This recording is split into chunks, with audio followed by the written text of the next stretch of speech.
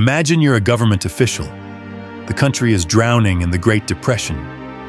Farmers are broke. Crops are dying. People are furious. You need a solution. Fast. So you do what any reasonable nation would do. You send the army, not to a border, not to stop an invasion, to fight birds. Not tiny birds. 6 foot tall, sprinting, chaos-loving, fence-wrecking, wheat-devouring emus. And here's the part that should humble every military strategist alive. The army brought machine guns and still couldn't close the deal.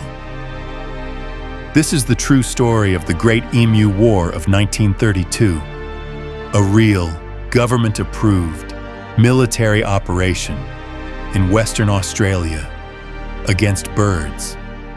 And before you assume this is one of those ha-ha dumb history stories, stick with me.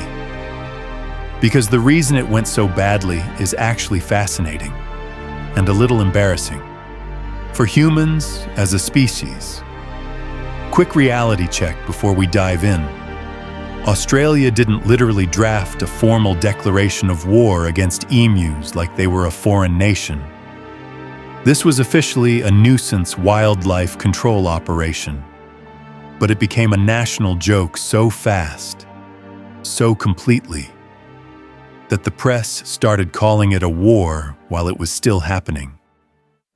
So, how does a military operation become a punchline in real time? Let's find out. After World War I, Australian veterans were given farmland in Western Australia as a kind of thank you for your service deal. Decent land, rough conditions, but workable. Then the Great Depression hit. Wheat prices collapsed. Farmers were already under enormous pressure just to survive. And then, migration season arrived.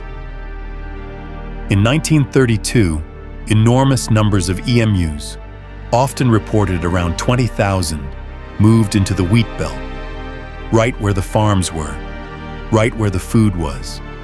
Think of it like a buffet opening in the middle of a desert. To the emus, those wheat fields weren't someone's livelihood. They were an all-you-can-eat festival with free parking. Farmers reported serious crop damage. And worse, the emus were destroying fences, leaving gaps that let other pests pour in behind them. It was a cascading disaster. The farmers needed help, and many of them, being veterans, knew exactly what a machine gun could do. So they asked the government, and the government said yes. A small military team was deployed to the Campion district in Western Australia's wheat belt. 2 Lewis machine guns, 10,000 rounds of ammunition. To anyone watching, this looked like a very short story with a very obvious ending. Except, nobody told the emus. Early encounters were underwhelming. Here's what the soldiers expected. A large group of birds standing around, being birds. Here's what they got. The moment shooting started, the emus didn't panic and pile up. They scattered, instantly, into smaller clusters, each one bolting in a different direction, vanishing into the scrub like they'd rehearsed it. Instead of one clean target, the soldiers suddenly had dozens of moving problems. It's like trying to pop balloons, but the balloons learned parkour. And if you're thinking, okay, but machine guns though, here's the problem nobody anticipated. A Lewis gun is powerful, but it needs a stable firing position, a predictable target zone, time to track. Emus offered exactly none of that. Imagine trying to water your lawn with a fire hose while 100 kids on scooters zigzag through the yard. Technically possible. Practically, pure chaos. At one point, the team spotted a much larger group near a water source. This was it, the turning point. The plan was clean. Wait. Let them gather. Let them come close. Then open fire. Simple. Decisive. Over. But then, in what can only be described as the universe having a sense of humor, one of the guns jammed, right in the middle of the engagement. The birds scattered. And now imagine being the soldier who has to write that report. Dear sir, we had them.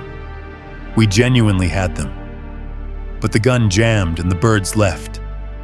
Please advise. It stops sounding like a military operation and starts sounding like a Looney Tunes episode. So the team adapted. And someone had an idea that always sounds incredible in action movies. Mount the gun on a truck. Mobile firepower. Chase them down. Problem solved. Except the terrain was rough. The emus were fast. And firing accurately from a vehicle bouncing across the Australian outback is not the same as the movies. The operation was still happening. Emus were being killed. But the original goal, significantly reduce the population, make a real dent, to protect the farms, that goal kept sliding further away. And that's when the press got involved. The Emu War label started spreading while the operation was still running. Reporters picked up Army plus machine guns plus birds equals somehow not finished yet, and ran with it. It became a national punchline, then an international one. And underneath all the jokes, the farmers' situation was genuinely desperate. Economic pressure, failing crops, the feeling of being completely ignored. But the optics were unstoppable. It is very hard to look heroic when your opponent is a flightless bird that simply refuses to form neat battle lines. The campaign ran from early November to December of 1932. Figures in different retellings vary, but major summaries put emus reported killed at fewer than 1,000. After roughly 2 months, 2 machine guns, and 10,000 rounds. So when people say Australia lost a war to emus, here's what they actually mean. The operation didn't achieve a decisive result. The birds proved nearly impossible to target with those tactics, and the whole thing became legend. It's less battlefield defeat. It's more, the emus refused to play the role humans wrote for them. Like trying to play chess with a pigeon. You can have the fanciest board in the world, but the pigeon will knock every piece over, stare at you, and walk away like it won. The aftermath.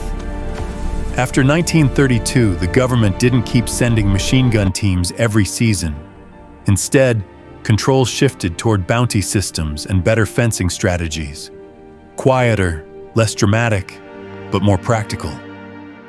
So next time someone says, Australia declared war on emus and lost, you'll know the real story. Not a formal war, but a real military-backed operation in Western Australia's wheat belt with Lewis machine guns against birds that turned the whole thing into history's most embarrassing footnote. And honestly, if you're going to lose to something, losing to a 6-foot, sprinting, chaos-powered dinosaur bird is a pretty iconic way to go out. Drop a comment. What's your emu-proof plan? Fences, decoys, drones, or negotiating a peace treaty? And if you want more bizarre but true history stories, hit like, subscribe, and I'll see you in the next one.